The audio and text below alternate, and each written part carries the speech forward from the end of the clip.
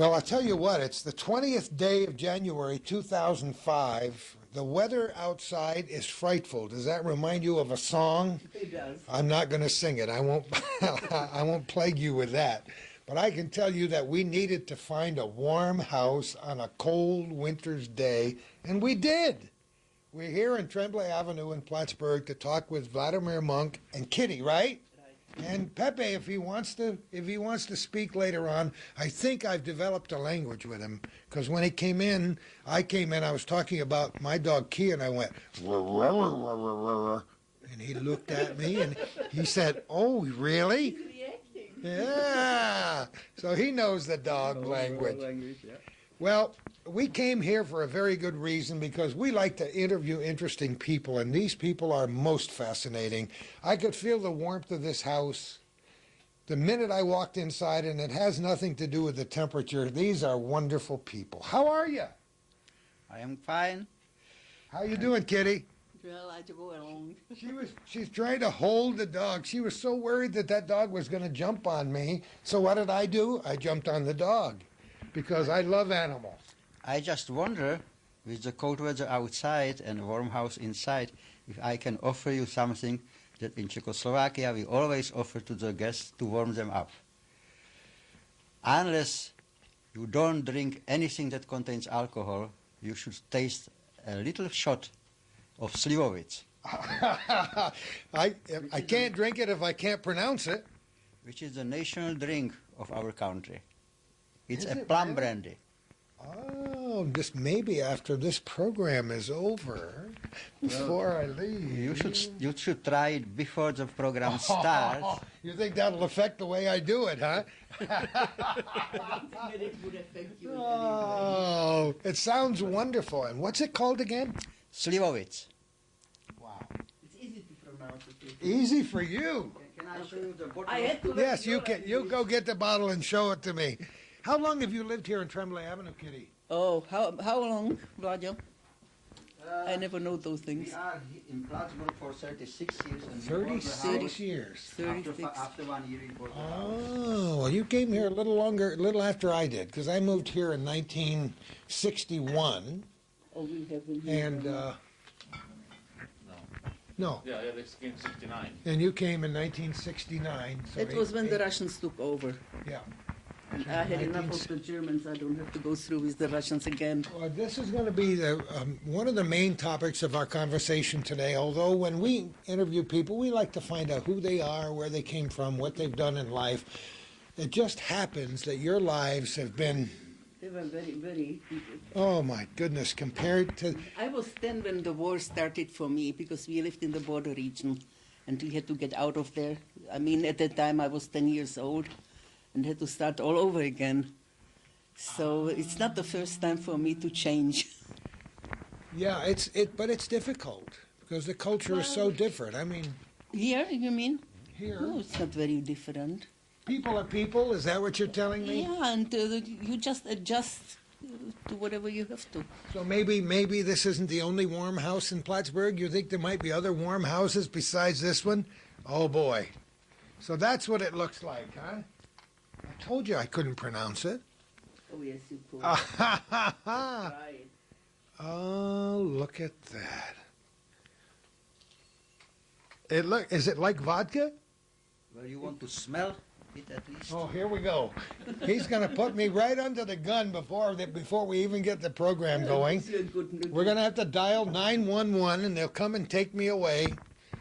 And then it's going to be all your fault. It wouldn't be the first time when somebody blamed us. Oh, I'm just looking at that beautiful glassware over there. What is that? It's all Czechoslovakian.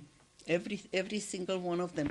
Somebody was importing them to Montreal. A guy who originally was Czech. And then he had a business in Czechoslovakia. He came here and used most of the things that he is selling were from Czechoslovakia. And when we heard about him, we took a look, and it was about 6 or 7 different times that we bought another one, until it was all. You started a collection, huh? Yeah, this is the collection, because they don't make them anymore. That's it. Oh, they're absolutely beautiful. Do they have a special name? Vladio, Yes.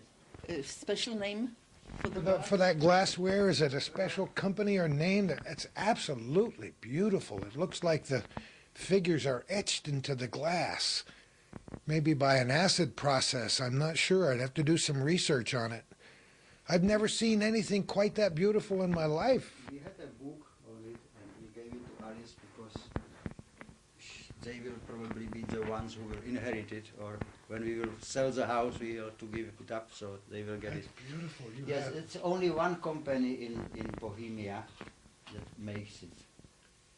Well, it makes a nice collection. Do you remember seeing that in the old country? Well, I had a few. We had few pieces because it was always expensive. But this time we really succeeded to get sets. Oh, isn't it nice? I've never seen anything quite like it, so it's, as far as I'm concerned, it's unique. I try to ignore it because it's too much to keep it clean. So when I just walk by and forget about it. And then he comes and says, well, our glass needs cleaning again. Cheers to It's you. it's a special way how to drink this stuff. Okay, show me. Throw it in. You smell it, then you swallow it. You do not sip it. No, I You don't plan swallow to. it, and you feel how it slowly moves down. But I won't scream, right? I won't. And you feel the plums out of it. Okay, I'm ready. Just Okay. smelling it's good Smell- and strong. yeah, okay. Throw it in. That's it. Delicious. Delicious. You sound like you want more. Once you will be ready for the second one, tell me. Sit down and rest. That's beautiful. Thank you very much. I still welcome. can't pronounce it. Maybe I'll learn. I'll go home and check into it. I'll check into it. You buy it locally? Can you buy it? Yeah, I guess Uh, probably. No? Mm, It was, when we came here and I asked for it, it was not available. But then, I know it was Myers who had the liquor store, he got some. Then for many years it was not available here in United States at all, and we always got it in Montreal. And I always declared it and paid $1.60 dues. $1.60. And of course a lot of paperwork. Oh, And boy. then the immigration knew me. When I started, they asked me always if I bought, what did I buy in Montreal? So, well, some bread, because there was not good bread here at that time, and slivovic. So they immediately waved. Go. We will not run all the paperwork because of $1.60. You got that honest face, that's for sure. I love it. If you take something, it should be legal. Yeah. You know, getting into trouble is not worth it. We visited Czechoslovakia, or Bohemia, it's not Czechoslovakia anymore, in 2002. Went there. So all the money we saved, we spent at the airport because it's duty-free shops there. I think I brought with me about 6 or 7 bottles of Slivovic. I said, fine, I'll pay due for them. It's not big business. And we flew to Montreal directly, at Dorval. I took my car, I kept it there. And then we came to the border, and we were asked, did you buy something in Montreal? I said, no, we are just coming from the airport because we are in Europe. Yeah, did you buy something in Montreal? I said, no, I told you I didn't buy anything in Montreal. We didn't stop in Montreal. Okay, you can go. You never argue with anybody at the border, right? You don't ask, you don't get any answers. Don't. I bought something in Montreal. I didn't buy anything in Of Montreal. course, boy. You're not going to answer anything they don't ask you, that's for sure. That was the first lesson I learned when we were here. We couldn't go to Canada for nearly 2 years because we came on visiting visas. That was just boy, we've one-way been through visa. that before. United States, Oh, right? yes. And then after we decided to stay, we had to apply for permanent residency. But it took a long time to get the green card. And in between, we couldn't leave the country. And finally, we got the green card. So I don't know who took us for the first time to Montreal. And the first lesson we learned, they told us, never joke on the border with the guys who ask you something. Remember that, Calvin, next Yeah. time you go up through Champlain. Because then you are immediately suspected that you try to divert their attention from you. Isn't that amazing? Answer the I joke questions. with them all the time. Maybe that's why they stop and talk to me. Answer the questions they ask you. Do not volunteer anything. And that's it. So when I come to the border, where are you coming from? Plattsburgh. Are you U.S. citizens? Yes, I am. That's it. Do you have papers for the dog? Yes, I have. Oh, that's right, too. When you take the dog, that's a whole different ball game. No, they have to be vaccinated, and before you can take them And the across the papers, border. yeah, I never thought of that. Anyway, beautiful dog. We're going to get to the dog later because this is the third. This is the third dachshund, right? That's the third one, yes. The third one that they've had. Third- Third, I think three. You mentioned three. Yeah, three. Yeah, and we're going to talk about that. He's beautiful. I love him. He and I may be related. You never know. Way back a few All you have to generations. do, just invite him to put, to get closer to you. He'll be all over you. Yeah, I know, He I will know. wash your face I know. properly. My face might need to be watched. We're going to pause for one moment, and then we're going to. I can tell this is going to be one of the best programs we've ever done. Don't go away. It's a compliment. Went to it. We were. Of course, I wanted to know more about this delicious drink, and Vladimir was telling me about the plums, and what a beautiful aroma it is as you're driving through the countryside because they pick those plums, and as they're fermenting, right? Right. The plums here, you find them under the term Italian plums, but they are just normal plums. And they have to be really ripened. You buy them here and they are half green, which they don't taste too well and they are very hard. But still, we usually pick up the ripened plums, and Kitty makes a special fruit dumplings.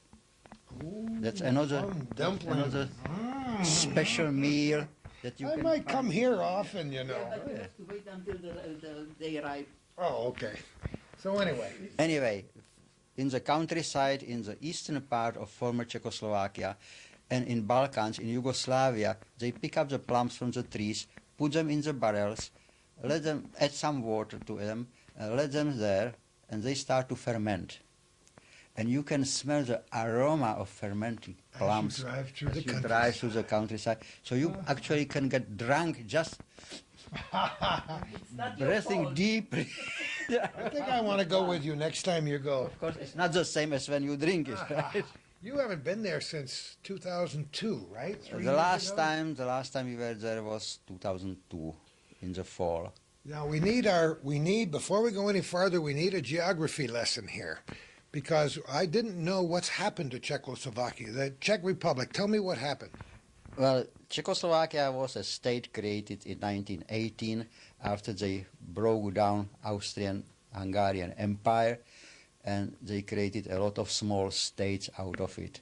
So they took the western part of Czechoslovakia, which was Bohemia, and Bohemia had an old tradition of being an independent state and a kingdom. And for some times it was really, during the Middle Ages, it was a large kingdom. It was a Roman kingdom with the borders down to the Italy and north to the Poland and to the Germany.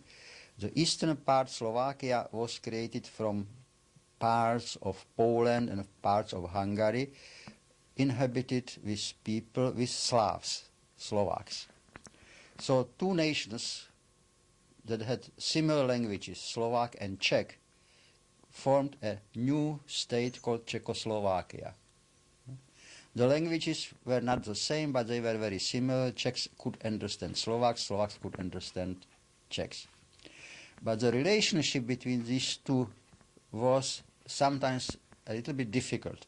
It was something like a relationship between the United States and Canada.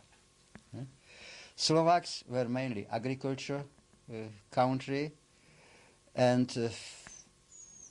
didn't have the tradition as the Czechs have.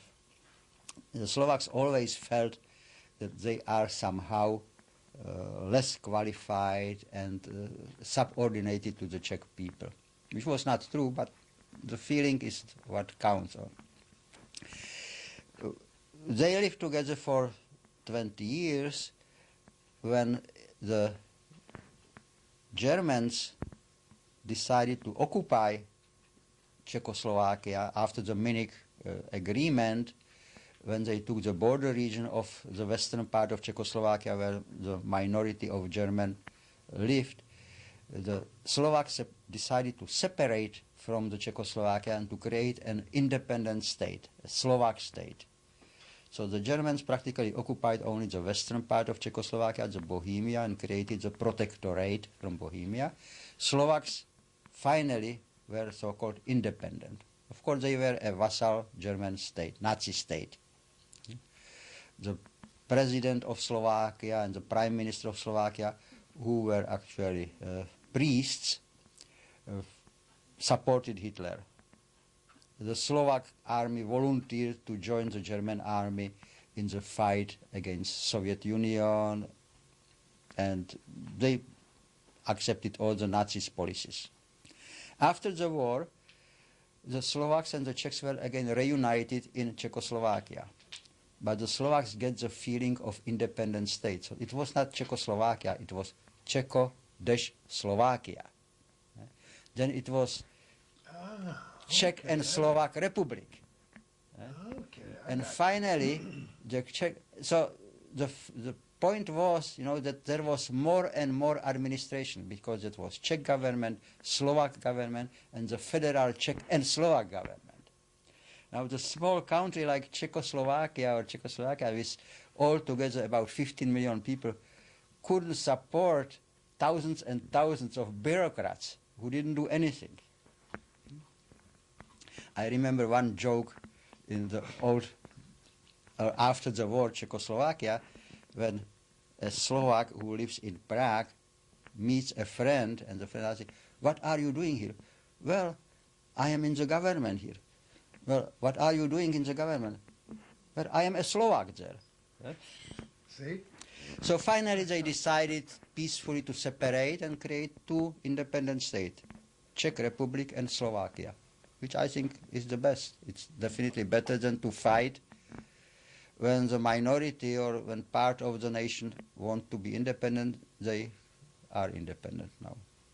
So that happened when? When did that happen? That happened in 1989.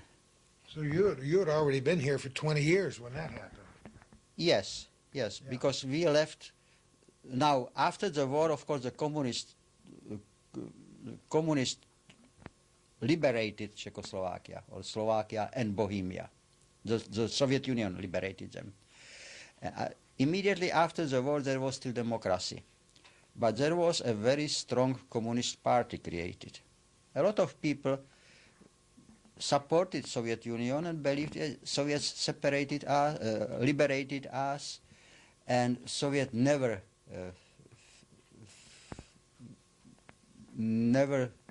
caused our occupation, because it was mainly England and France with whom the pre-war Czechoslovakia had agreements of defense, who actually said, "We will not defend you, you have to give the border region to Hitler." That was the Chamberlain, right, in England. And the only agreement with Soviet Union was that Soviet Union will defend Czechoslovakia only when British and France will defend them. But because British and France didn't defend Czechoslovakia, Soviet couldn't go in, and the Nazis were free to occupy Bohemia, and the Slovakia separated. After the war, when the Czechoslovakia was recreated, the Communist Party became a very strong party. In 1948, they, of course, used their strengths and caused a non-violent overthrow of the government, and the democratic Czechoslovakia became a communist country.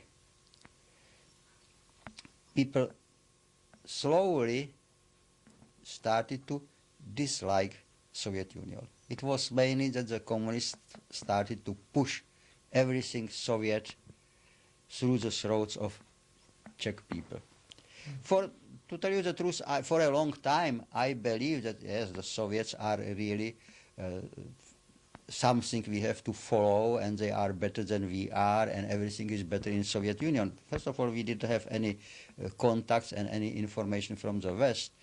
And the Soviets was a big, huge country. And until I visited for the first time the Soviet Union, I really believe that Soviets are better than we are. But once I was in Soviet Union, and that was in 1956 or 1957, I realized that it's not true. And they are not better. You formed a different opinion entirely. They are not better. What a volatile past, though, for your country. It's very interesting history, and a lot of that history is better off behind you than in front of you. You know what I mean? Yeah. Because it was very difficult. And slowly a lot of people started to realize that really the Soviet, and not only the economy of the Soviet Union, but even the political regime of the Soviet Union is not better than the former regime of Czechoslovakia or the regimes in the Western Europe and United States. And they started to work slowly to change it. So finally, it was in 1968, again, still the Communist Party was the dominating party, but inside the Communist Party there was a coup, a change of leadership. And that led to a slow but significant change of the leadership of the Czechoslovakian government, and the Soviets got so scared of it that they decided to forcefully occupy Czechoslovakia. So the Soviets and the armies of all the vassal communist countries, which is Poland, Germany, Hungary, entered Czechoslovakia, and the armies occupied Czechoslovakia. And that reminded me so much of the German occupation before the Second World War that I decided, if I can, I will live with my family, and I thought what will happen. Unfortunately, at that time I had several friends abroad, and they offered me a job, because I didn't dare to just leave the country with two children, one teenager, 13 years old, the other one 18 years old, really? and wait somewhere in the refugee camp and start to look for a job or something like this. I had a friend at that time, a former student of mine, who was in Switzerland, and a good friend who was in Germany, and I contacted them and gave them a list of several of my professional friends, if they can ask them to find a position for me. So I got an offer in Italy and in Denmark, and I knew at that time a dean of science and mathematics here, Dr. Perkins. You may remember him. Absolutely. Because we were pen friends for many years, and he visited Czechoslovakia or Prague a couple of years before, and since then he was inviting me to come over to Plattsburgh as visiting professor, but I never had time to do it. And so the friend who contacted Perkins wrote me, first of all, if you are afraid that there will be war in Europe and you want to leave Europe, there is no point to go to Denmark, because the Soviets will take Denmark the same way as they will take Czechoslovakia. Go to United States. Second, Perkins immediately offered to send me an invitation as visiting professor. Wow. So I accepted it, and that's, I would say, the end of the story, how we get it. And the rest is history, as they say. Isn't that an amazing story? And I truly appreciate that little piece of that history lesson here today, because Calvin and I like to think we're informed, but most of that is brand new information for me, so I'm glad you shared that with us. There were some small hitches in getting here. For example, Perkins had to send me an official invitation. I had my passport. I had a professional passport. That was no problem. Children had passports because 2 years before they visited my friend who was in Italy at that time. But Kitty didn't have any passport, and I needed a passport for her. So she needed an invitation from somebody else, and she had her old who was she? The one in Austria. Your friend who offered you an invitation? Somebody in Austria? That was the one who was taking care of you when you were a child. You mean Henri? Oh, by my governess. Oh, really? I had a governess since I was born until I was 10 years old. Come on. The same See, woman. this is a whole She- different life than we're Yeah. used to. And she was Austrian by birth, but she was adopted and then she moved into Czechoslovakia.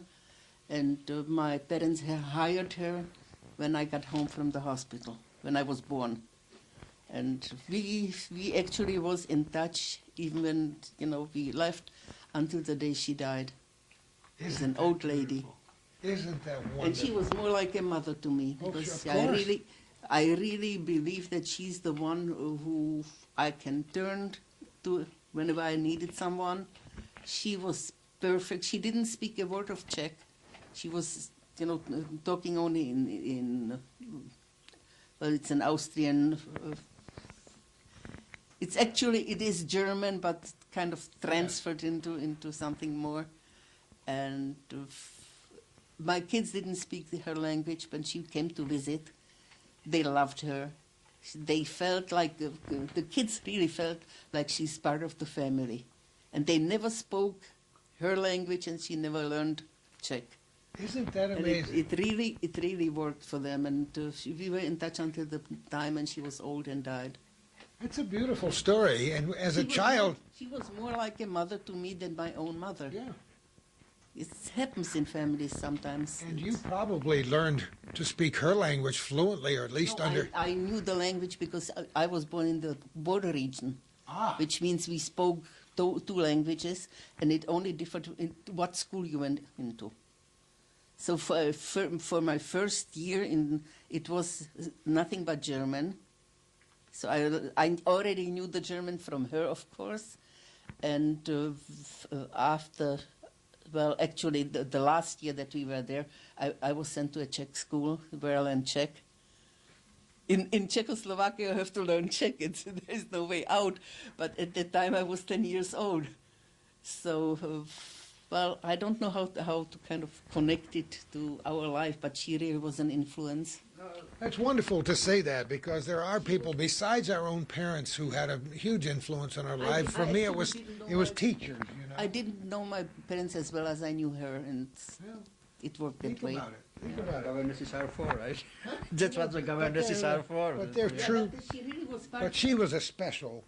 She was very special. She really influenced whatever. Even now, I hear her when she said, "Do." I love it. You know, you can wouldn't hear believe her it. voice giving you I can- instructions. Huh? No, it was do something. Yeah. That was her favorite. Do something. Do Don't something. sit. Do something. So she taught me how to embroider, how to knit, and whatever she knew, I knew, and we were really very close. Isn't that a wonderful legacy for somebody to leave after they've imparted their beliefs? We actually parted when I was 10 years old, and we kept in touch as long as she was alive. See that? That's a beautiful story. I love to hear that. And would love her. Calvin and I have talked about it before, because sometimes we have to try to remember who our true mentors were when we were young. I think And it it was wasn't her. always our mother and father. It might have been some special teacher. I didn't have much connected with my parents because actually my parents were so busy with their own lives that us kids, we lived on our own. Because there was my brother at that time and my cousin who was living with us because of the schooling where his parents were living. There was no way that they could learn a language or do anything else besides going to school, and it would have been German anyway. So we actually lived our own life. We saw our parents at noon because that was the main meal where we got together. And my dad was in a hurry because he wanted to take a nap before he had to go back. Actually, we lived in a villa that was connected to the factory where my dad was working. And he was the director, so he had certain privileges. So he was taking at noon, and 1 hour that he spent like eating in a hurry and go to sleep for the rest of the time. And we went to a Czech school, which means that we spoke Czech and German at the same time. So you know, how many languages can you speak today? Well, Czech, of course, German and Russian. Is it? And Russian too? Yeah, because I decided that I have to learn the language of people who actually liberated us from the Germans. Isn't that So amazing? that's- And and not English? only that, the In influence. English? Well, English I didn't know until. Now you do. Well, you no, speak I beautifully. mean I learned it later Yeah. on, but not as a small child. Yeah, I would, yeah. And the funny thing is that my mom was born in Chicago. Come on. No, Come on. It took Grandpa. us a while to get to your mother was born in Chicago? Yep. Not only she, but four of her, the three of her siblings. There were four of them, and Grandpa was the one who really was. I don't know what he did for a living. I don't remember, but he was moving the family. I love it. He was moving the family back and forth because he ran away from home when he was 18 and ended up in New York, where he was told that the Czech people live around, in Chicago and that place. So he met his future wife, my grandma, who was Czech by birth, and they moved to the States. And then they went back and forth and they ended up in Prague. Isn't that amazing? You know, I speak about the languages here because I'm embarrassed to only be able to speak one language. Well, We're here on the border with Quebec, and I can't even speak French, and it's embarrassing I because don't know French either, but I learned English. And Well, you certainly did. You're very, you're very facile with the language. It's been a You're long wonderful. time. The first time I was here was in 1947. I was single at that time, and my parents decided that Europe is not for them, for one simple reason. They lost most of our family was killed, and we were the only ones surviving. So my mom had a brother and a sister in Chicago, so she decided that she's going to go as an American citizen. She was actually, I think it was free of charge that they were taking people with American citizenship. They could go home. So she went home, which means that she lived in Chicago with her brother and her sister-in-law for a while until my dad and I came. And I promised that I'm going to come back to him because we were dating at the time. Oh, here's the good part. Here Now, comes here's now the we are good getting part. there. Yes.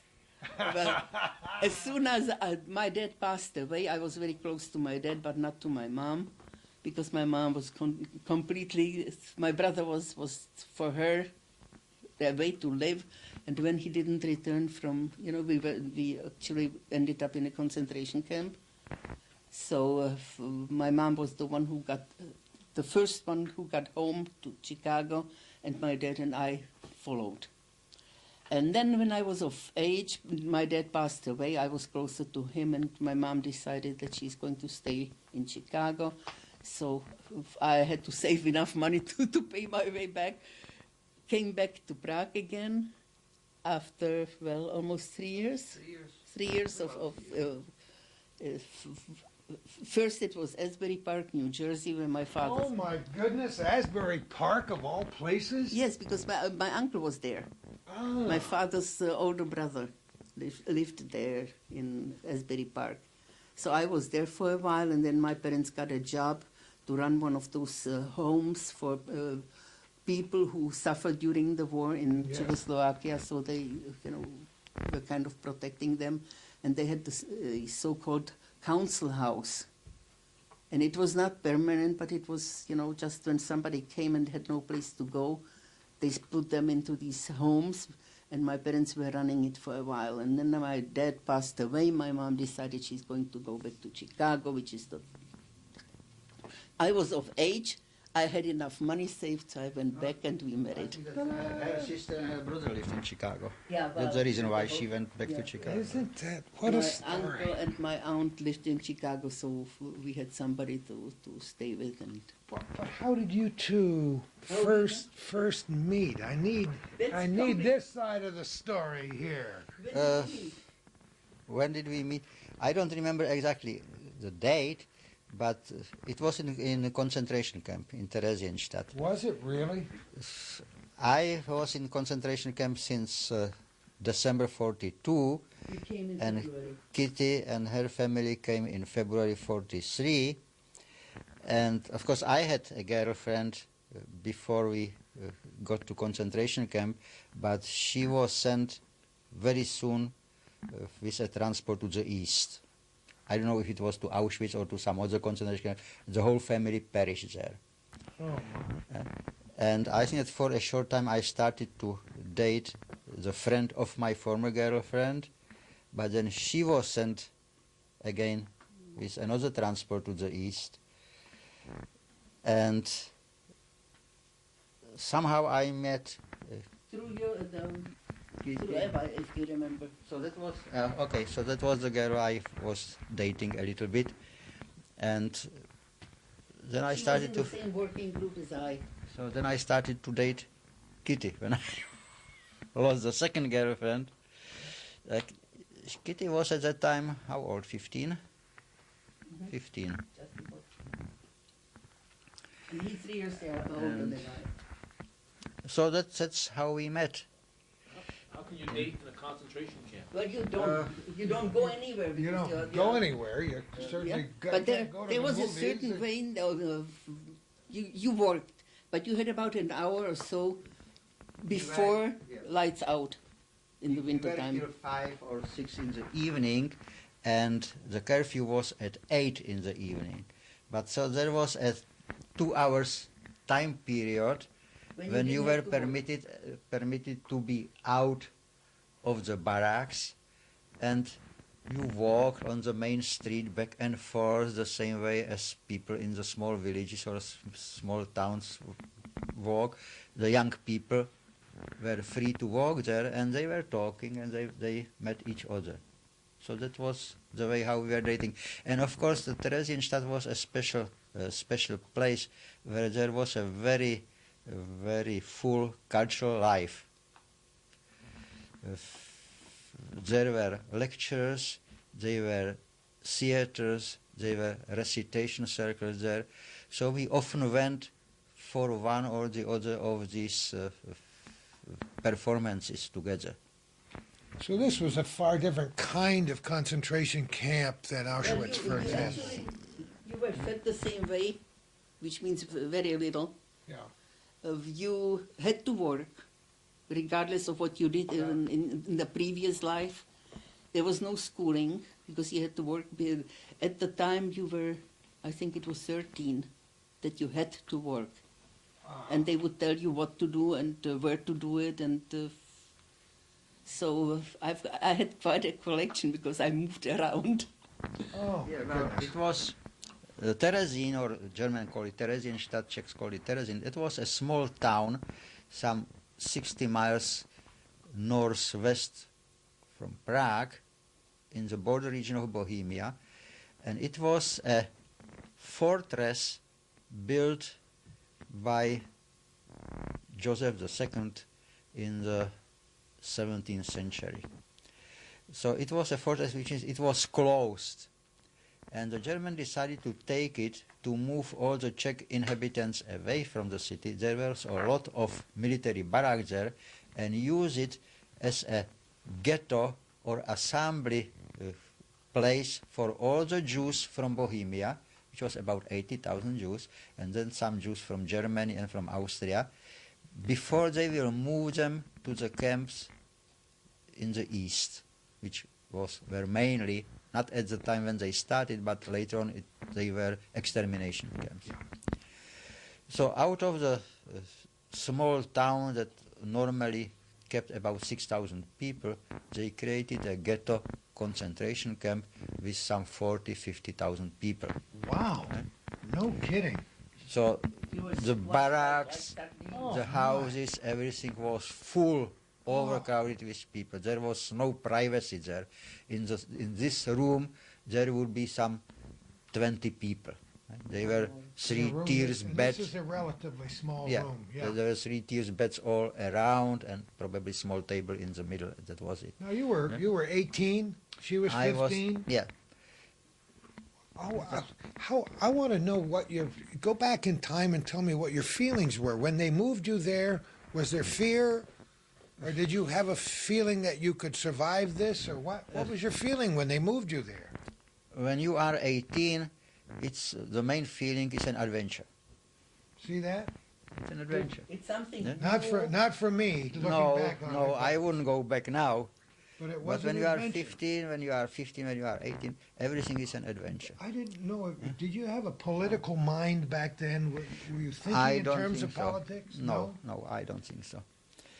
I know, first of all, we moved in Terezin from a small town in eastern part or central part of Bohemia called Pardubice. It was about 25,000 people there.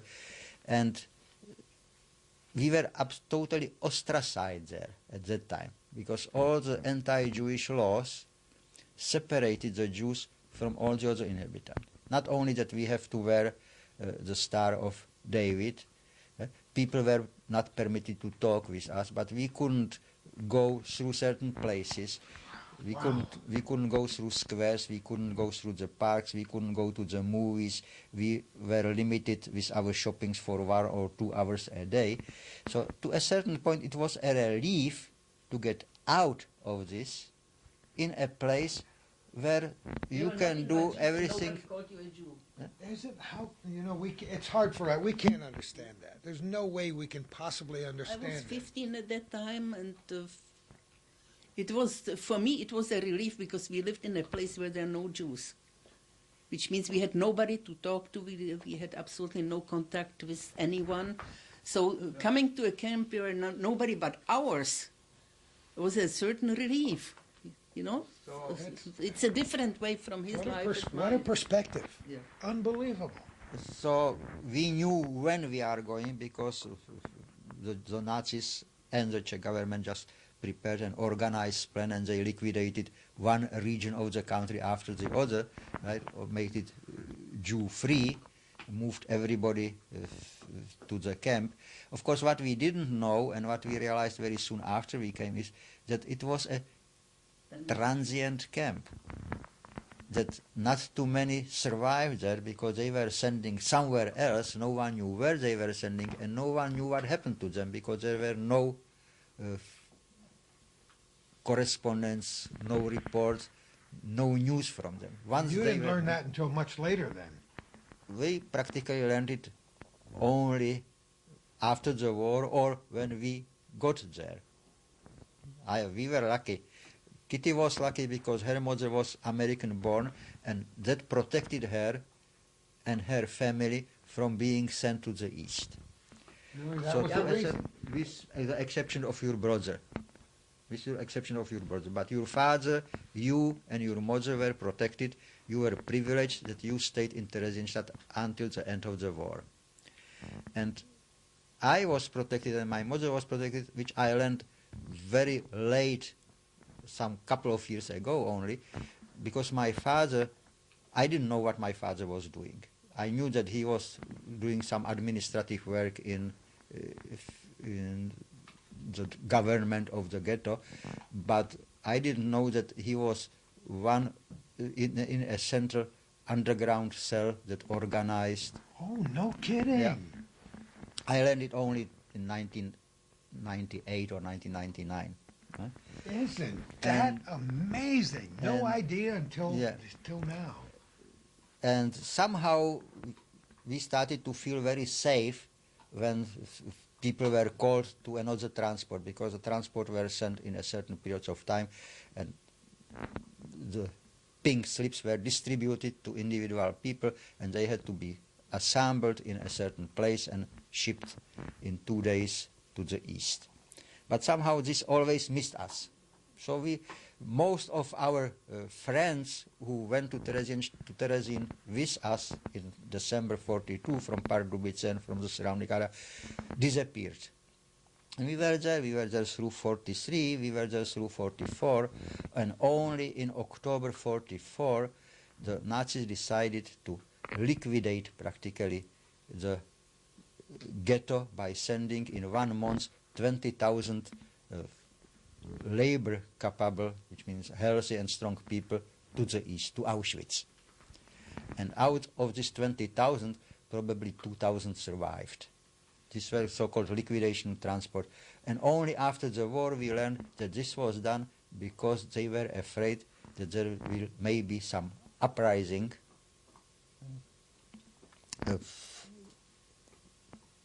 in the ghetto against the Nazis to the end of the war. So they just secured themselves by sending everybody out. So my father and myself, we were sent with the third transport, and my mother followed, I think, with the fifth or sixth transport. I know that my father was sent immediately to the gas chamber because we were separated after we arrived to Auschwitz. And because I was strong and young, I was sent with small group who survived this transport to the camp and then to a satellite camp where we work as laborers. Did you know what happened to your father at that time, or did you find out later? I didn't know at that time. I mean, I didn't know immediately because I didn't know about gas chambers, anything like this. I only knew that he went to one side and I went to the other side. And after 2 or 3 days, I talked to a prisoner who was there for a longer time. I said, "Can you tell me what happened to the group of people who were just separated from our group at the train station?" And he showed me. There were these big chimneys with very black smoke there. I said, "You see, that's where he is." And you were, at this time, you were how old? Was that a year later where you were 19 then? Yes, I was 19. Yeah. Did you start to get the idea that things were pretty scary about that time? Well, I got the idea immediately after we arrived. We knew that Auschwitz-Birkenau is a very bad concentration camp. And when we were sent from Terezin to the east, they told us, "You are going to build a new labor camp." And then when we arrived and we were just thrown out of the train, and we saw the SS guards with the guard dogs and the kapos, which were mainly the old-timer prisoners, they were mainly Poles, with sticks beating us and shouting at that's, and of course the name of the train station, Auschwitz-Birkenau, that's bad. And then when we walked through on a small road with huge, tall wire fences on both sides, and prisoners in striped dresses were calling, asking for bread, and running to the fence, and the guards were shooting on them from the towers, then we knew that it's a very bad place, of course. But we didn't know at that time, we didn't know anything about gas chambers and this massive gassing. That we learned a little bit later. Where was Kitty at this time? Kitty stayed in Terezin. You stayed there? Well, actually, I got an invitation which I didn't take. You had a pink slip on your bed that you are supposed to be at this and that hour, here or there. And when I got this one, I decided that I'm going to do a little bit of my own.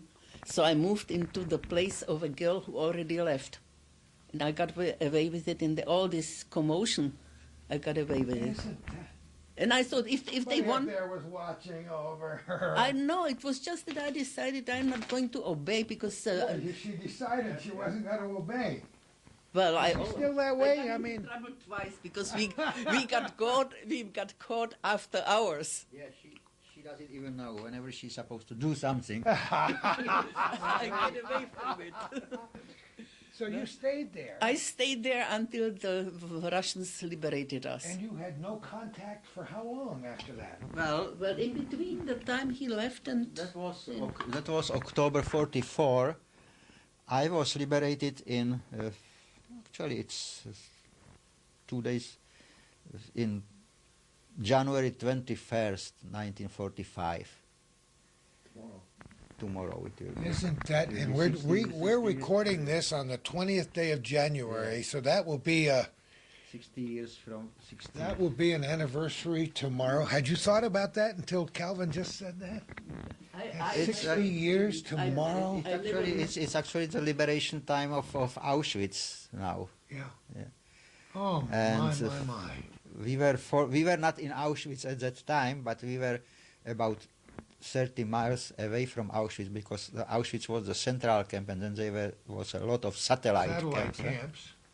So I was in one of the satellite camps. There was about 1,400 people there, and we worked on repairs of trains. Railways, yeah. And in January, and some week, 10 days before, so, which means after 15th of January, we started to hear cannons. Oh, really? From- Cannons from a long time ways away. But we knew that means that the Soviets are moving. And January 18, we were called early in the morning, and instead of going to the work, just we were marching away from the camp. Everybody marched. I remember this still. It was, everybody moved very slowly. It was cold, small amount of snow. We walked through the fields. People were falling on the left, on the right. The moment somebody just couldn't walk anymore, fell, he was shot. So there was a trail of dead bodies. These people were being killed near you? Yeah. Because the guards were walking alongside us. And imagine that about 14,000 people is moving in twos or threes. And somebody is too tired, so he just slows down, and then he falls down. So they shot him immediately, left them there.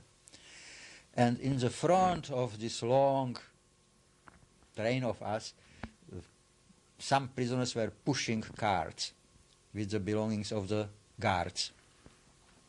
And we walked all the day, ended somewhere late in the afternoon. I don't know if it was... You had no idea where you were headed? No idea. Apparently we were heading to the west. Yeah. We ended somewhere else. Either it was an empty school or empty church or something. We got a piece of bread and fell asleep on the floor and slept. Woke us early in the morning. We marched the second day. I became so tired that I really didn't know if I should walk or not walk. So somehow I got to the front and caught one of the carts. Instead of pushing it, I was just holding to it. Holding to it. So you were pretty resourceful even then. So the cart was dragging me, and again we reached a place where we stayed overnight, and the third day we arrived to another concentration camp called Blechhammer, and that was on the border of Odra River, and it was a huge concentration camp. I think Primo Levi was there. It was close to the big chemical works. Still, the prisoners were in the camp, so they were distributed among the other prisoners. It was warm there. I fell in a bed. I don't know who was sleeping there, and I fell asleep. Boy, Tired, dead tired. You must have been pretty strong to march for 3 days with only pieces of bread. Yeah. Very little to drink. How were you dressed? What did you have for clothes on? Just uniform, striped uniform. Striped uniform. Yes. Not warm clothes. Not warm. I tell you, there were two things that really were the worst part of being there in Auschwitz and in this cold and hunger. And you never die fast when you are cold or when you are hungry. Yeah, it takes weeks and weeks. I think the younger people in our audience should think about a little bit, because when they study about this time period, it seems like ancient history.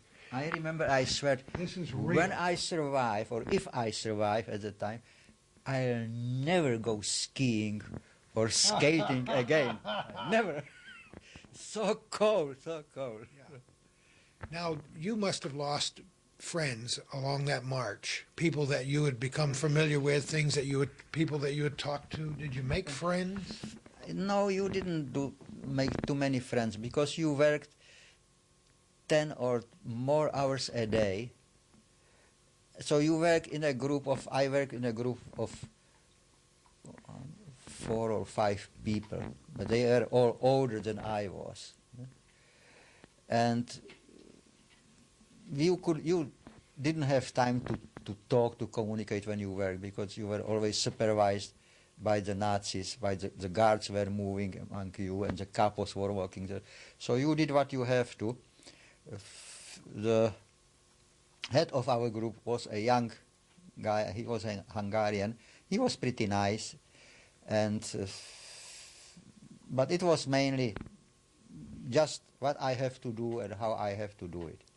The only thing he told me, because I had time from time to time, because when they were preparing material to close the hole in the train, because we were getting trains that were bombed, so 4 guys or 3 guys were preparing steel plates, and I was in charge of heating bolts in a special electric machine that I put the big bolt into it, and when it was red hot, I had to grab it in the forceps, run, put it through the holes, and then one guy hold it, and the other one has an electric hammer and just melted it. So when they were preparing these plates to close the holes, I was without work, so I grabbed a small pile with grease, and I walked through the yard and was greasing the wheels of the trains that were there. And I tried to look in every train, and from time to time I found a turnip or a potato or something. Oh, inside. come on. In the cars. In the cars, right? Because these were the, as they were transporting it to the east. Sure. So I just carefully grabbed it so that the guards didn't see me, and brought it back, and under the machine where I was heating the bolts, I had a pile with water to cool the bolts when they were too hot and I didn't have to use them. So I threw them in the pile of water, and I always cooled my forceps there because they were becoming. So I put the potatoes and turnips in the pile of water, started heating the bolts, throwing them there. To the end of the shift, I can see where this is going. to the end of the shift, we had a couple of boiled potatoes or some boiled turnip that we just split among. That is the most amazing story, but you know what it proves to me? The tremendous power of the human spirit. Oh yeah, well, You were young and strong, and a lot of 19-year-olds are listening maybe to this program, watching this program, and they've never even dreamed of anything like this. And for you, you were in a survival mode. yeah, I think that that's one of the natural instincts, next to the sex instinct, right? To survive. And the fact is that when you are cold and when you are hungry, you are dying very slowly. It's not an instant That's a death. point that's very well taken. So Yeah. It's You not really- like somebody's going to come and Yeah. shoot you. Huh? Yeah. So really you try and you do anything Whatever just you have to do. to survive. Did you share your turnips and potatoes? Or Yeah, did you? yeah, Did you? we shared Right. it with the 3 or 4 people that were in my group. So that was probably the best food you had to eat, right? That was a little bit extra that I got. It probably, I don't know, it probably just took me over to survive the whole thing. And this, now, mind you, this all happened between October and January. October and January. Think about it. Yeah. And in between, I spent a couple of days in the local. What was it? It was not a hospital. There was something like an emergency Like an infirmary or infirmary something? there for people who got sick, and I really, probably from the cold, I got a diarrhea, a dysentery. It's really a bloody stool. But they didn't accept anybody, but yes, they accepted me there, and it was full of inmates who were sick. But it was warm in the room. It was warm. It was beautiful. So they put me in the room. I shared the bed with somebody else. I know that the guy had inflamed knee. He had a knee like a melon. Oh, my. Had a fever. He was just shivering with the fever. I fell asleep immediately when I was there in the warm. The next morning I woke up. He was very quiet, but he was cold. He died through the night, so they just took him out. Another guy came in. Oh, man. Next night, again, in the morning, there was a corpse next to me. So I stayed there for 3 days. I think the worm just helped me to cure me. There was no doctor there. It was some medical technician or somebody. But it was mainly the SS man who came every day. Every inmate had to stand next to the bed, and he checked everybody, and who seemed a little bit healthy was released, had to go. So the third day they kicked me out. But yes, the warm temperature in the room just cured me. So I was okay. Isn't that amazing? And those memories are burned into your mind. Yes. These are few things that you do not forget. Most of that time you don't forget, even though you weren't always aware of what was happening, because you were trying to survive, you were trying to work, trying to get done. Did you have feelings about, if I can only get out of here in those days? Did you have a future? Did you see a future, or was it just this moment? I try to see the future. Well, you see, I tried to survive because I hated the Nazis so much that I really wanted to survive to see how they lost the war, and if possible, to somehow revenge myself or to kill as many of them as possible, whatever it takes. You did have a Yes. you did have a political mind that was developing. How could you help it? Because once the prisoner gave up, he died.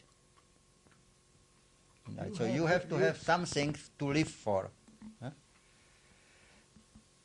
You had that, whatever that secret ingredient was, you had it. Yeah? I think that I at mean, that my time, muscles have been tightening and loosening over here as I'm thinking about what you went through. I at can't even that time imagine. probably it's not nice to say it, but at that time it probably was the hate that was in me that helped me to survive. It was the hate more There was than no anything one watching else. this program who doesn't understand exactly what you're saying right now. So January, then what?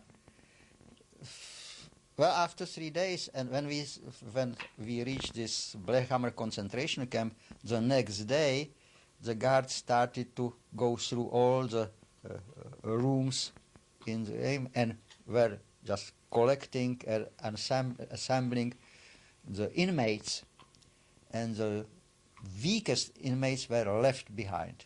So I was the weakest one, so I was left there in the room. The inmates who belonged to the camp, who didn't have 3 days of hungry or the death march behind them, they all were assembled, and the guards moved them to the west. They crossed the Odra River and moved them to the west. Most of them perished later on because they put them in open train cars and shipped them all the way to the Germany. For weeks and weeks they were. These are stories when the older of us have heard these stories. And over they and over. froze. Most of them froze. Most of them froze. I probably was the lucky one that I was left behind. They were guards still in the camp, so we were not able to leave the barrack we were in. And then they started to shoot into the barracks. Apparently they wanted the camp and the people or the inmates who were left there to disappear. I remember that I was What do you mean they started to shoot in there? When you at night, you mean? No, during the day. During Just the day, fire? Fire and cannon fire. I remember that I saw the barracks across the street from ours just to be blown out. Somehow our barrack was saved, and in 2 days we found out that the guards disappeared. You didn't know that at the time. They're all gone. Yeah, they were gone. So we slowly ventured out of the barrack. And I was there in the barrack with a boy of my age, he was a Romanian Jew. And we decided, okay, the camp is empty, we are free to walk, so we walked out of the camp and somehow we got to the nearby village. Did you know a village was there? You just No, started but walking. We just walked and came to the village. It was probably 15 minutes from the camp. But this is wintertime. In the winter. We found out that the village was empty because the Germans who lived there were so scared of Soviets that they just left everything behind and ran. A ghost town. Ghost town. So we got in one house, we found ourselves some warm clothes, and Oh, my, there was my, food my. everywhere. We found freshly baked bread was left there. Come I tell you, on. I Yes, never you must have forget. been in heaven. I never forget the taste of this fresh bread. I never forget the taste of this fresh bread. I mean, they had just left and They just before you ran. got there. Yeah, because the Soviets were so fast, moving. It was such a strong offensive. That Do they you know just- the name of that town today? No. I know that it was Blechhammer concentration camp, but I don't know the village that was close So by. you don't know if that's still a village. Probably it is. And we were followed. Then later on, some other inmates came in, and some inmates really got diarrhea because they started to open the preserves and jellies and everything that was left there and started to eat it. And of course, on the weak stomach that didn't have sugar for weeks and months, you got it. But we didn't do it. On the way back, we saw two white figures of soldiers moving on the horizon. And we saw that these are the Soviet soldiers. Because the soldiers at that time, well, they had white capes. Sure. And they waved us. So we went to them, but they were two German soldiers. They were two German soldiers. Oh, Now imagine the bad luck. Finally you are out of concentration camp I can't imagine it. and you meet two German soldiers. They asked us, and they saw that we are from concentration camp because we still had the striped garb. And they just didn't ask us what we are doing out, but they asked if we saw some Soviet soldiers. And we said we didn't see any Soviet soldiers, and they waved us away. And by walking from them, that was the time probably that I was the most scared in my life, because I always they were gonna waited shoot you in the that back. they will shoot us in Of the course. back, but they didn't. I think that they were as scared as we were, They were at that Yeah. point in time. because Isn't that amazing? You thought that was the end of the road right there, huh? that was the end of the. Because I didn't realize it only later that this war was not the way as we saw in the movies, that there is one front moving this Yeah. way and the soldiers are No, of moving course back. And not. no, these were units of 2 or 3 soldiers moving absolutely independently through the countryside. When the Soviets met the Germans, they shot them. They didn't took any prisoners. sure. Right? They couldn't. How could they move them somewhere Of else? course. Right? So the Soviets were there. The Germans were still there. The Germans tried to move away as fast as possible, but they were never sure if some Soviets are not around. So it took about we stayed in the camp, and in about 2-3 days, more of the Soviet soldiers went through, and then finally the cars with the proviant, with food and with fuel started to move to the east, to the west. And the Soviets had pretty good attitude toward inmates, or former inmates. They gave them a piece of paper called bumashka. Everything that paper is bumashka in Russian. Really? Yes. And the bumashka had your name that you told them, and an order to the military police, because they put a soldier, usually it were women soldiers or men soldiers, on every crossroad. And the soldier directed the traffic. And you went to the military, this traffic soldier, showed them the bumashka, and he stopped the first car that went to the east, and they had to But take went- you. And they had no to take you. kidding. I've Yeah. never heard this Yeah. before. They had to take you. So we decided with my friend, let's go out of here, because should something happen and the German will come back and take back the concentration Sure, camp, we you will didn't back. know. We have to go to the east, as far east as possible. So we used the bumashkas, and we always drove with the Soviets back to the east. And where did you end up? The first day we ended in the city. That was the original of my labor concentration camp, called the Polish name of the city is Gliwice. It was Gleiwitz in German. It was a big city. At the suburb of the city was a liquor store, and of course the Soviets stopped at the liquor store, broke the windows, everything. There was, I think, 3 or 4 cars there, and they drank and drank and drank. Oh, So we my. left them and we walked from them and stopped in a villa somewhere, broke in the villa and stayed there for a couple of days. No. Isn't that amazing? But you were familiar with that area? No, but we were not, because the camp was somewhere on the I see what you mean. outskirts Yeah, of the sure. city. But it was a nice city. It was apparently there was a battle or a fight there, because there were still corpses lying on the streets. Oh, Eh? my. So we stayed there for probably 3 or 4 days. Found a lot of food in the villa. Of course, there was no electricity, no warm water, no heating, but we were quite inventive. I remember that Yeah, you were quite inventive. You've already convinced me of that. we used some furniture, we broke it, and we heated it in the oven, and we cooked ourselves, because there was no water running, but they had a very nice wine cellar, so we used the wine. We used the wine instead of water to cook ourselves some food, Of course. which of course kept our mood very high. And I remember that I went to inspect some other villas to find what's inside, and somewhere I had to kick through the door, and as I was crawling through the door, I fell asleep there. Isn't that amazing? And I remember that one Soviet soldier just found me there, and they probably thought that I am dead. They pulled me out, woke me. I thanked them and just walked back.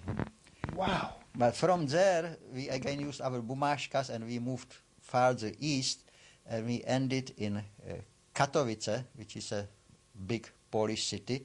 And there was a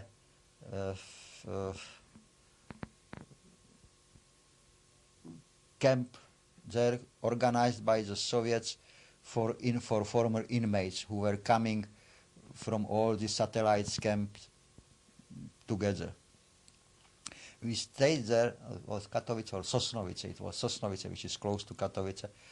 But we didn't like it too much, so we left after a couple of days and moved to Krakow, which was a really nice Polish city. And there we stayed for a long time, make living mainly by begging for food. And then my friend found somebody from the countryside who offered us a job in the countryside. So he persuaded me to go with him. So we went to the countryside, some hour or 2 south from Krakow, and we were separated there and worked in 2 farmers' families. I worked for a lady who had some 5 or 6 children, had a small farm, so I was just cleaning for the animals and cutting wood and all these things. But somehow I caught cold, got fever, couldn't work anymore, so they put me on the train, and somehow I got back to Krakow and got to the hospital and stayed in the hospital till the end of April. What did you, do you know if you had pneumonia? What happened? I had pneumonia. No. I had pneumonia. I had some money so that I paid the, it was not a taxi but a car with the horse, who took me to the St. Lazarus Hospital. I remember the name, St. Lazarus Hospitals. There were nuns there. I just rang the bell, told them I am sick. They didn't believe it, but then they checked my temperature. The temperature was sky high. Yes, so they put me in the bathtub, washed me, shaved me, cleaned me, and put me in the bed in a room. It was a ward with probably 20 or 30 beds on both sides of the walls. And after, I fell asleep immediately, tired. They gave me some soup or something. After 2 or 3 days I woke up and I had a nightshirt, and then I saw something crawling from the nightshirt. It was lice. I don't know how I got them. I never got them. I was full of lice.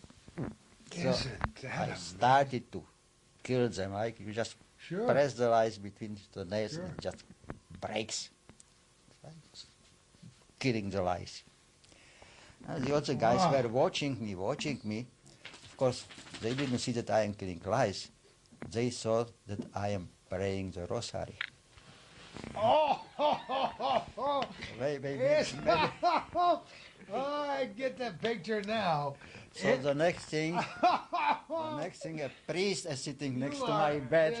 This is, oh my goodness. Come on. So the priest was there. Yeah. So we had a nice discussion. Of course, Oh, that's amazing. I explained to him that I am not a Catholic because I am from Czechoslovakia and they are Protestant there and this and that. So he just left me alone again. To kill the lice. So finally got rid of them. Yeah. You started to improve, not till April, though. I improved pretty well, and they didn't force me to leave. No. They had the only thing I was afraid of, but it never happened to me, the Polish doctors were curing when you had fever. They were putting like little jars on your skin. They heated the jar inside with a flame and put it on your skin and put some 20 jars on your back, on your front. Wow. And kept them, they covered you and kept them, the jars, because they had hot air, so they created vacuum. They sucked the flame. Yeah. And after they removed them, they lowered the fever very fast. And I don't know if they are doing it still now, but it was somehow a very common method. Piquing my curiosity now. I'll have to do some research on that. It was a very common method in Poland, and I think even in Soviet Union in the hospitals they did this. But I saw a guy who was in pretty good health according to me, because he walked through the ward and then they gave him this treatment and he was kaput. He was dead after they removed the jar. So I just thought, I hope that they will not give me this treatment. Oh my goodness. And then to the end, sometimes end of April, a new patient came and he was lying next to me in the bed. And as much as I remember his story, he was bitten by a dog about 3 weeks ago, and he started to feel like tingling in his fingers. So the doctor sent him to the hospital. His wife came and started to offer him a bowl of soup. We were on the first floor, so the window was open, and he was pushing her away. He didn't want the soup. In the afternoon, from the blue sky, he just jumped all four on his bed, fell down. He had rabies. Oh, he had rabies. My. And that was the first time, and I hope the last time, that I saw somebody die on rabies. Oh. No, this guy got one attack after the other. In the between of the attacks, he knew, he was conscious, and he knew what he is doing through the attacks, but he couldn't prevent it. First of all, I don't know if it's known here. Probably it is not known here because the rabies is actually eliminated. When you meet a rabid dog, run to the water. When you have rabies, or when the dog has rabies, he hates liquid, water. They don't drink. This guy was thirsty, but he couldn't drink. No. He couldn't drink. They had to constrain him totally. They tried to give him some injection or something, but in the midnight he was dead. So it lasted from mid-morning till midnight. What a horrible thing Yeah. to watch. And No. I just couldn't stay there after he died. Next day I left the hospital and used my bumashka and started to move to the east with the Soviet army, and the eastern part of Czechoslovakia also was liberated, and the central was liberated. So I came actually to Czechoslovakia with the Soviet army, and that's the end of the story. And I ended in my Bears town, and the town where I left. When was it? In December '42. I found an aunt of mine there, who was not Jewish, who was a widow of my uncle who died before I practically was born, or very soon after I was born. I stayed with her over the summer, and I missed years of school. I missed the whole high school, practically nearly 4 years of school, and I have to catch it up. My old schoolmates just graduated, and they couldn't go to the colleges because the colleges were closed during the war. Sure. The Nazis closed the colleges in 1939. So after they graduated, they have to work somewhere else. And everybody felt sorry for me. Everybody asked me, what will you do? You miss this, you miss that. So, well, I tried to catch up. So I went to the school, and one of the first laws the new government issued was that whoever missed the education or something because of the war or because of the Nazi persecution is permitted to go into the class or do whatever is necessary to catch up. I persuaded the principal of the school and most of the professors. Some of them remembered me, and the class was closed from February till May because of the end of the war. So they opened a special class in June that lasted until the end of August. I entered this class, and it was the senior class of the high school. Made agreement with some of the professors that I plan to go to the technical university, which means I do not need Latin. Aha! I do not need Latin. I told them, listen, I have no time to study 4 years Latin. But I knew French, I knew German, I knew pretty well Russian, which they didn't know. The history and geography was not, there were no examination because everything was changed. Sure, of course. Think about it. I knew mathematics because I continued to study, to learn mathematics with my dad in the concentration camp, and I knew physics.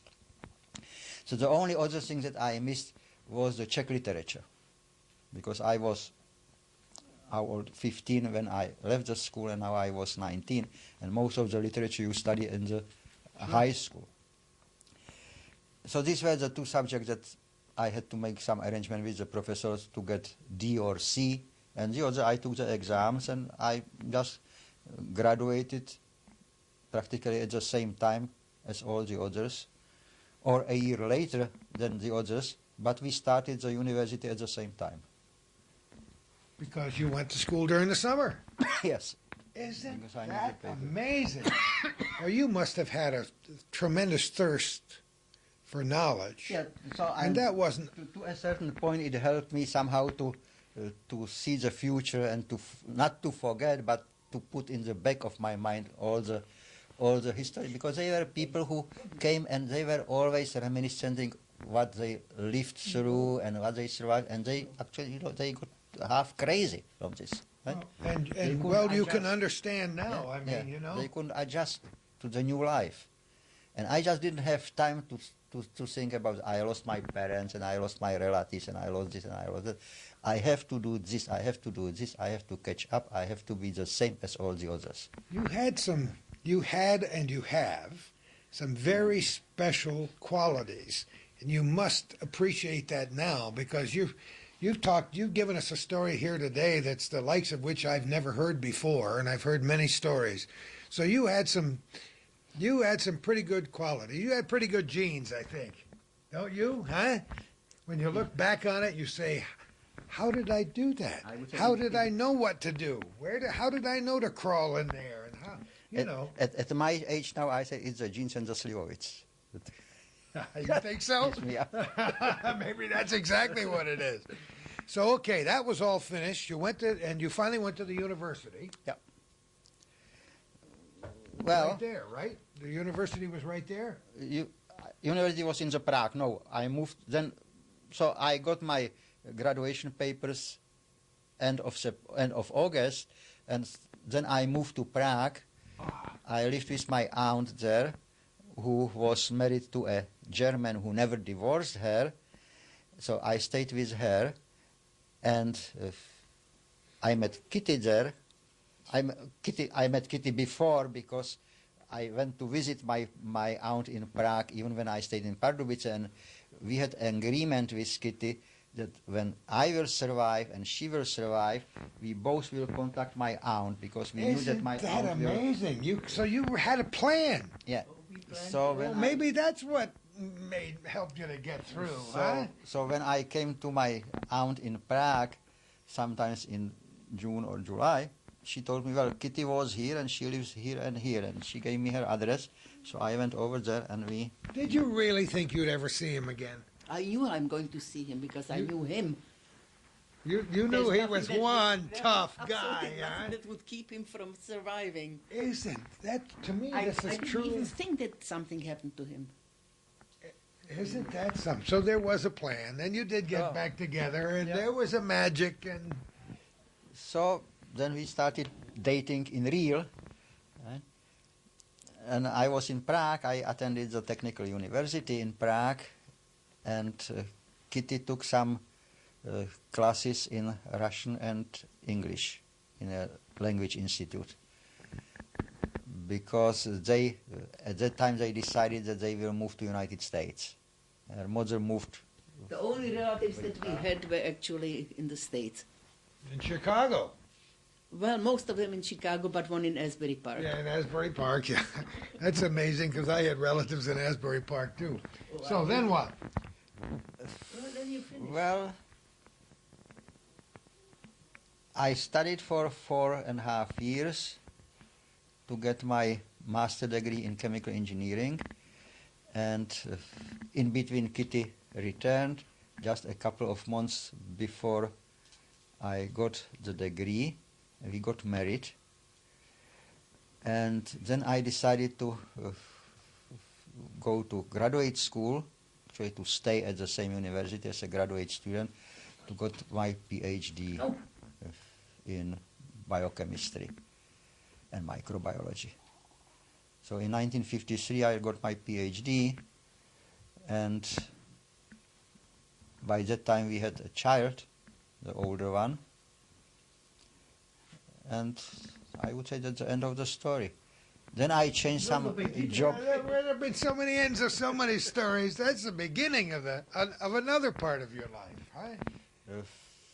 I got a job in a research institute for food industry, where I worked until 1963. Then I had some disagreement with the director, so I left, worked for some time in a research institute for antibiotics. By that time, I had a very good credential as a technical or industrial microbiologist in Czechoslovakia. Worked in the research institute for antibiotics, which helped me to learn some new technology. And from there I got an offer to join the technical microbiology department of Czechoslovakian Academy of Sciences. They had a new institute, a microbiological institute. So I got an offer to join them. I got a laboratory there with some 8 people, and I stayed with them until I left for United States. It's been quite a ride. I feel as though I'm totally exhausted just listening to these things that you did and the places you went. But we've got more to talk about, and we'll continue this program in a moment. We stopped the tape for just a moment, and we realized that we have about 2 hours more material to cover, so we're going to try to do it in the next few minutes. First of all, this is a wonderful story about you two dating in the camp. So we're going to go back a little bit in time in your story, but this is such a cute story. Tell me what happened. In the summer of 1944, it was. We were dating with Kitty. It was hot inside, so I was walking her to her To the barracks where she left, but she didn't leave immediately, and we stayed between the door of the barracks, and it was after 8 in the evening. Of course, the curfew was 8 in the evening. To our surprise, a young man in civil clothes came to us and declared that he is a police, and what are we doing outside when there is a curfew? I said, well, I have permit to be outside. At that time I was working as a locksmith, and I had a permit to move freely through the ghetto even after the curfew. Should somewhere the window was broken or door were broken, I had to go and fix it. So I showed the permit to him, and he asked for the permit or a proof for Kitty that she can be outside. She didn't, of course, have anything. So he took her ID card. ID card were actually the working permits or working proofs, recorded everything, and then she was called to the youth court to be punished. On the first step to the barracks. You were almost there. Almost got there. Because she was underage, not only she was called to the youth court, but also her father was called to the youth Which court. means that he is getting into problems because of me. And she was strongly reprimanded for not obeying the laws of the concentration camp or of the ghetto Terezin, being outside, which you wouldn't care at all if you are reprimanded or not, unless you don't have to pay any money. Doesn't cost anything. The only problem was that when you were punished anyway by the court in Terezin, you automatically were included in the next transport to the east. Oh, wow. And you never knew when the next transport will go. So then there was a big risk that if in the next 2 weeks or months or 2 months there will be a transport to the east, Kitty will be automatically included and will never be able to get out of it because she had this black spot on her record. I got out of it easily. So, first of all, in a couple of days, she declared that she is ill and went to the infirmary and appealed the reprimand at the same time. And she stayed in the infirmary for 3 weeks, and in 3 weeks, the head of the ghetto somehow eliminated the reprimand for Kitty. And it was written, everything was of course done in German. And it was, we have the original documents. You have the original? Come on. Oh yeah, those How things. did you ever get that? I kept it. I kept it as a souvenir. I want to see it. Should I I wanna see it. should I survive? Then I have something to show off. Because not everybody. You see, I went and I pretended that I have encephalitis. And I learned it from a girl who had it. Oh, So they actually you were did- both pretty resourceful back in Yep, those and I days. thought, well, I have to get out of it, which means that I have to pretend that I've got that bad Disease. Sure. disease. And I stayed in an infirmary until everything kind of went away. In other words, well, they never chased after me. And they sent me a letter that they forgave me. I have that letter because I saved you every. Really? Yeah, I saved every paper. It's How right in could there. you save all this stuff? You just Because I thought it's funny. I think it's very funny. I never really thought that it's something because it might affect. So it was like a souvenir, huh? Okay, let me hold this up over here, and I'm going to show it. You explain to me what that is. Calvin will take a picture of it right here. Let me take it so I can see what it's. That's Oh, that is the invitation. Whoops, to, I'm sorry. To the judge. you can put You it. got it? Invitation to the judge. And I explained what I could explain, but at the same time I thought it's kind of shaky with the next transport I'll go. So I pretended to have this encephalitis. At that time, I'm not quite sure that I didn't catch it because it's very infectious, you know, you never know. So I stayed there until things kind of We got have lost. English translation for it too. Isn't We were that not able to interesting? translate it, so we had to send it to my cousin who lived Oh, really? in Austria, in Germany, in Austria, and she has a friend who worked for the course, and she was able to translate it in this the proper English. proper English. This is that the reprimand, and here are the translations. Oh, okay. Let's first of all, let's show that document. The reprimand on the bottom, right? The reprimand, yes. It's on the bottom. That's the wide one on the bottom, and that's all in German. Yeah, of course. And there's Yeah. my father's place because I'm a Now. juvenile, which means that my father is just as punishable as I because Yeah. 'Cause you're- I'm underage. Oh my goodness! Yeah, so And you put all this stuff in a box or something, or no, I just kept it. just I kept it? everything because when he went away, So every piece of This is paper. this is a translation. in Okay, English. I've got to look at this. What was your question? Your name is Kitty? Yeah, Yeah. it always Your real was. name is Kitty. The nickname is your name. Here it's a name, and my mom was born in Chicago, so she decided to name me. And isn't that interesting? It says juvenile court. Kitty was summoned for curfew violation. Kitty's father was summoned to attend court proceedings against his daughter. And it goes on to say the proceeding is against the juvenile. Kitty, is it Lowy? Yeah. Lowy. Louis. Lowy. The address, when you're supposed to be there, June 11th, 1730 hours. What street, what room. Herewith, as the accused, I'm the accused. you are informed and requested to appear at a given time. Chairman of the Youth Commission, June 8th, 1944, Dr. Friedman, Juvenile Court. And the same is true The for whole your thing father. was so laughable, you know, that I didn't Isn't take it that seriously. Amazing. They blew it out of proportion just Oh, in case. isn't that?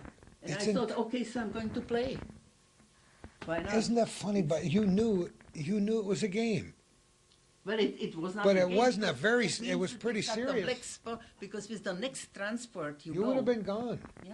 So it But wasn't I a game. wasn't there. I was in that. But now, by July 9th, Yeah, they forgave me. you are herewith informed that the elder of the Jews has extended a pardon to you regarding the judgment of June 11th, blah, blah, blah, rendered against you. The severe reprimand was given for your disregard of the curfew that regulates the time allowed to leave the grounds. Isn't that The above-mentioned judgment against you is thereby declared null and void. Juvenile nice, isn't court it? judge. That's a souvenir Isn't- that nobody has. You Oh, can see that my. the address is different here, Yeah. and there is infection here because she was still waiting for this I thought that in I a was secure going to place wait in out. the infirmary. So In the infirmary. I pretended to have a really serious disease that I was love very, it. very I love it. complicated. I love it. I went through that, you know, I knew all the things that I have to do in order to make it believable. Sure. You did Then it. I was in She's a good actress, huh? They couldn't get to me. I love it. What a wonderful story. What else have you got in here that you might find that you might think is interesting for our viewers? This is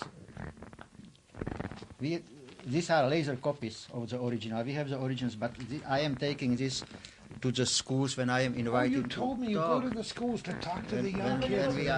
When we are asked or invited, so we are taking some of these to the schools so that the Now we're back with a fresh battery in our camera, and it's nice to be invited. How often do you go to the schools? About a month ago, you were the You last did one? time. But not very often. I don't know. Some schools do not know that we are willing to.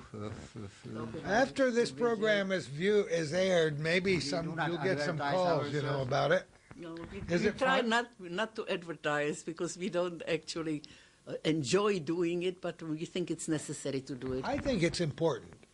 That's why we're necessary. sitting here to do. Our- First of all, I'm just charmed by meeting both of you people, but I learn every time I interview somebody such as you, I learn the tremendous power of the human spirit to survive things that we can never. I mean, we gripe about it being cold out I today. know, but Guess what? We can walk inside where it's warm. But on the other side, if you are daring enough, like I got an invitation to join the transport, and I said, well, I'm not going to go, so I moved out of my bunk and got into another Who one. would have dared to do that besides you? So there Now was, that you look back on it. I felt like if they need me, they have to come and get me because I'm not going to volunteer. So I pretended to be very sick, and I got into the infirmary, so I was safe for a while.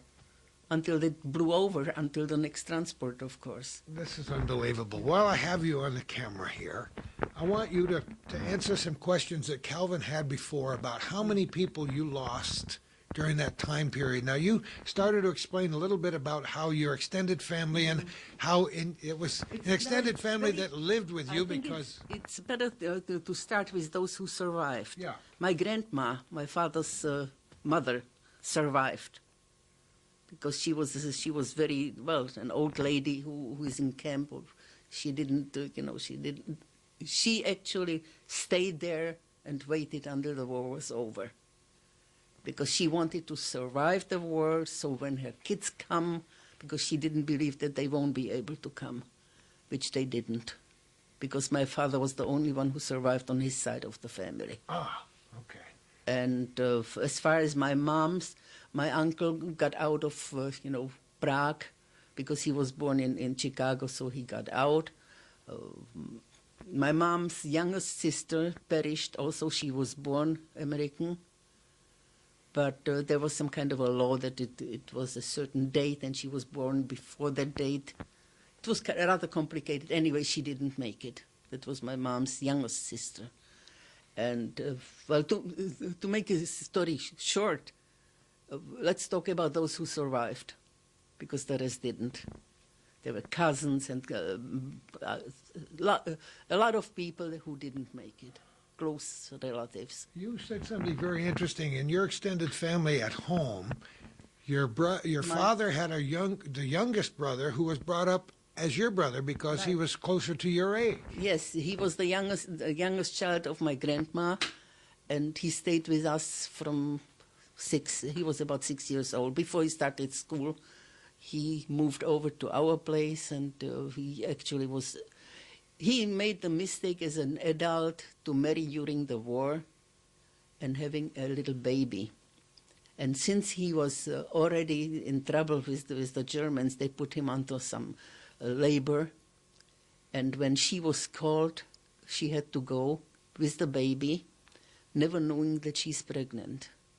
So I had a little cousin born in the camp, which we all pampered as much as we could. A sweet little kid, and his little sister was very, very close in age. Actually, they were about a year apart. So he was born in camp. His name was Peter, and he perished in Auschwitz with his mother and his sister. Oh, boy. So then she had 2 young children.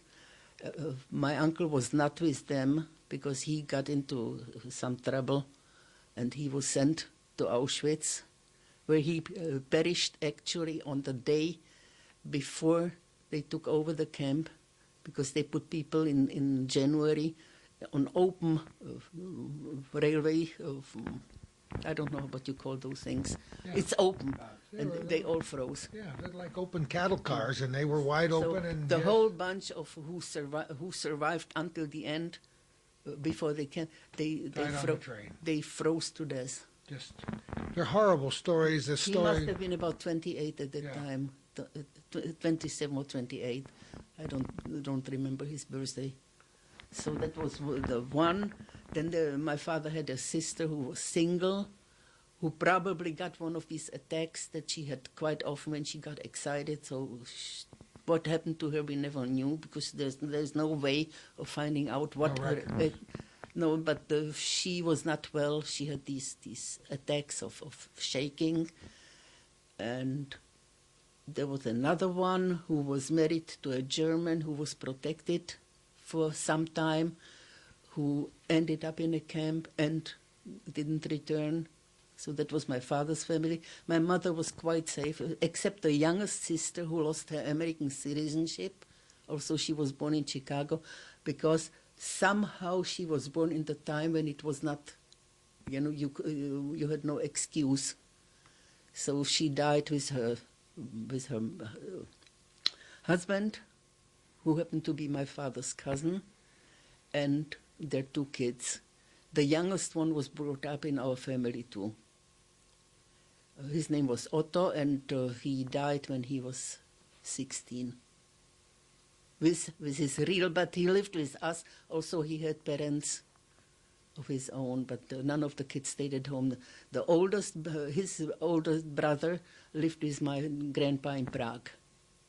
So they didn't keep the kids with him, because my aunt, my mother's sister, married my father's cousin, who during the war lost part of his, what you call that bone? Skull? Yeah. Yeah. And he had attacks that he really was not, it wasn't safe to keep the kids with him. So the older one went to live with grandpa, the younger one lived with us as my brother. We always had somebody living there who Isn't that amazing? so, What a story. but we had a big place, so one more didn't make much difference. It sounds like our house with Kay and I. Well, Except you that want to come in? Yeah, we got plenty of supper. Come But on in. my parents were never involved with them. Yeah. They knew that it was necessary to take them into the family, but us kids, we lived kind of an extra life. Boy, and here it's hard to believe that anybody can live this kind of a life and still be talking about it. And here we are No, in 2005 telling these stories. We had lunch together. Lunch was the big meal Yeah. at noon, and my parents were there, and we knew that my father had this office downstairs. Yeah. We lived on the first floor, and my father was the director of a big factory, so they lived down. It's amazing. And here we are telling the story all these years later. Now let's talk about, let's do the family thing with you. We talked about a little bit about this before, but how many of your family members survived? You were the only child. I am the only child. So I counted once from my mother and my father family who perished, and it came to about 37 people. this was much later that you got into the geology, right? Yeah, I practically only after I retired. And And had time to look back. two things brought me to it. One was a book or 2 books that I'll show you that were published in Bohemia, 1996, I think. They list all the Jews from Bohemia that were transported to Theresienstadt or Terezin, and who perished and who survived. No And kidding. transport So you after saw a lot transport. of names you knew in Yeah, there. transport after transport. So I decided I'll look for all my relatives. I'll find out when actually they were born, when they were deported to Terezin, when they were deported from the Terezin, and when they perished. And I found to my aunts that they were born at the same year. I said, that's not possible. I had one cousin who died last year who lived in Toronto. So I called her or wrote to her and said, when was your mother born? And she asked me, why do I need it? And I explained it to her. And then she said, you know what? I have a diary of our grandmother that she wrote. Come on. That she wrote when she got married, and all her children are listed there. So I'll send it to you. I totally forgot that I have it. Isn't So she sent me the diary. I have the diary. Isn't that beautiful? I transcribed it because it was nearly illegible, and I translated it. That was before the age of computers. Oh, right? my It was in 1996 or 1997 I did it. And from this I started to get interested in my family and built a family tree and found out how many really of my family perished and how many, I knew how many survived, not too many, but I made a family tree from my mother's side family, which was really a big family. family. Take that page out. I want to just show it briefly so people can know what you've done. And this is wonderful for posterity, so that people would know. This is the family.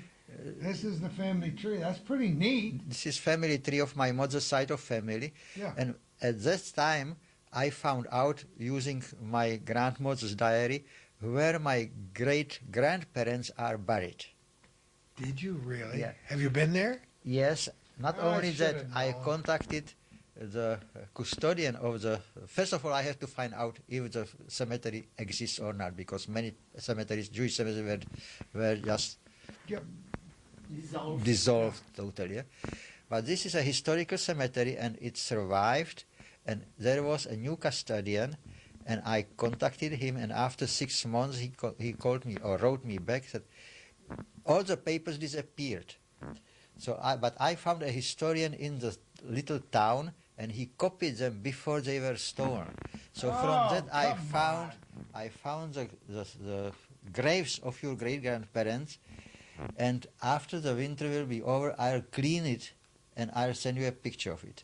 He not only cleaned them, but he got a small grant from the town and from somewhere else, and he decided that he will clean the part of the cemetery and renovate the part of the cemetery where these two graves were. That's pretty neat. And send That's me all the pretty neat. pictures of the progress, how it was cleaned. And I visited them, I think in 1998 I was there. And they are really beautiful gravestones there with names and with everything. Oh, So that kind of brings it all together, doesn't it? huh? so I know where my grandparents are buried. These are these two. Way up in the top. Huh? Mhm. And they had 8 children. Of course, some of the children died when they were young. One died on tuberculosis, one got drowned, but some survived. And this is my grandmother and my grandfather. Grandmother Emily Stein, yeah, so these were Steins. Mm-hmm. And she married Adolf Geschmay. They perished in Terezin. They both were alive. They were deported to the concentration camp and died there. And they again had 8 children. My mother was the youngest one of 8. And she married my father. I survived here. But you can see that the whole family is like this one, which was this was brother of my grandmother. The whole family perished. I know. It's amazing. And here again, the whole family is perished. You can see. And you it, look right? at these young people in their 40s. Yeah. You know, in the 30s and 40s, and that's it's sad beyond words, but it's a story that must be told, and that's why it's important for you to talk to us today. That's why it's important when you're asked to go into the schools, tell the stories, because it's a story that has to be told. Have Yes, you? but on the other hand, talking about stories, we, the two of us, decided not to bring it up in front of our kids. Never, ever. When they were young. When they're too young, but when they were older, they started to ask. And for a long time, the younger one told me, I asked Peter why, and he explained to me that it might be a burden for us, so our parents, the two of us, decided not to talk about it unless they are old enough to know what it's all about. And that was a deal that we made before the kids were born. Isn't that You know, just because we saw people who were, you have to finish your soup because Yeah. there was no soup, Yeah. which has absolutely no sense for a child. No. Well, you've got an amazing perspective, but your lives are very special compared to many other people I had who one went through advantage. I didn't have to go to work. I could stay home with the kids. Yeah. You know, because we used what we had, and I didn't have to go out and work in order to keep the family in food. So that was one advantage, that you know, I could stay home with my kids. Both of them were preemies, which means that it's double work. I'm not very good at having babies because I spent 6 months in bed to wait for the second one. Otherwise, he wouldn't be, and he still was. Both of them were preemies, you know, so it's very complicated for a child that has to be fed small portions very often, day and night. But it was worth it. Of course, It was worth it because we have really good kids, both of them. And close to us, you know, happily married with children of their own. So we have actually, Paul has 2 and Peter has 2, which means 4 grandchildren. 2 of them are already adults because Peter is over 50. 55 or something like that. I don't keep track of how old my But sons who's are. counting? So one is living in Toronto because he married. He was at one semester at the school in what it's called. Sometimes I've Vlado. Oh, Grebel Peter. Look at the books. Amazingly, our time is almost up, not because I don't have the energy to continue, and Calvin's shoulder's holding up pretty well, but we've just about exhausted a 2-hour tape because it's been such a fascinating and important interview. These are the books that Vladimir was talking about, mentioning all those people, right, from near where you lived, right? Yeah, from the whole Bohemia, or Thousands. protectorate of Bohemia and Moravia. And so you went through this and found your relatives. Yes, and it's transport by transport when they were sent to Terezin, where they went from, when they were sent from Terezin to Auschwitz or to another concentration camp, and that's if they return or not. Yeah. So when you take, for example, the transport that I went with, the transport had letters. My transport had a letter CG. Somebody had to go through and compile all of this. I can't even imagine. So you have transport CG, CG. Pardubice. We arrived in Terezin on the 9th of December So 1942. it's all there. Yes. 560 perished, 46 liberated. Oh boy, oh boy. You are both amazing people, tremendously amazing, charming, wonderful people. To look at a person's face, you cannot tell what pain there was in the past. Somehow, It still is there. the pain doesn't go anywhere. Time doesn't heal all the wounds, but somehow you have managed to get on with your lives, and you've grown into wonderful human beings. You've raised a tremendous family, and I think we're blessed to have you living here in Plattsburgh and sharing this story with us so other people can keep this alive. Have you ever visited the Holocaust Museum? I did, yes. You did? I did. What was your reaction, just quickly here before we end? I have a Holocaust Museum as such is very well built and the exhibition is excellent. As far as the science or research goes, I have my doubt. For one reason, some time ago, it's not so long time ago, I offered them laser copies of the original documents we have. The Jewish Museum in Prague and Institute of Terezin in Bohemia accepted these laser copies and were very happy that they got them.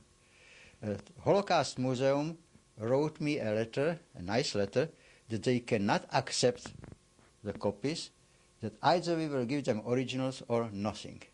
That they scientists require originals for their studies, not laser copies. Isn't that amazing? So that struck me, So being so- scientist myself, that Yeah. struck me like something, they are so uppity. That's a Czech word, isn't it? Uppity. Yeah. I love it. Oh, I know exactly how you feel. Pretentious or pretentious. Yeah, I know exactly what you mean. I want to thank you both for allowing Calvin and I to come into your home to share these experiences, not very pleasant experiences with you, but it's a part of who you are, and it's a story that must be told. I want to wish you the very, very best, both of you, in 2005. You too, Pepe. He's being good for the first time today. He's just saying, okay, they're going to be out of here soon, and I could tear this place apart. We had a hard time keeping him this way. I love it. Anyway, thanks so much. Thank you Best for of coming. everything and everything you do. Best of everything for your families. And who knows where we're going to be next time for our little corner.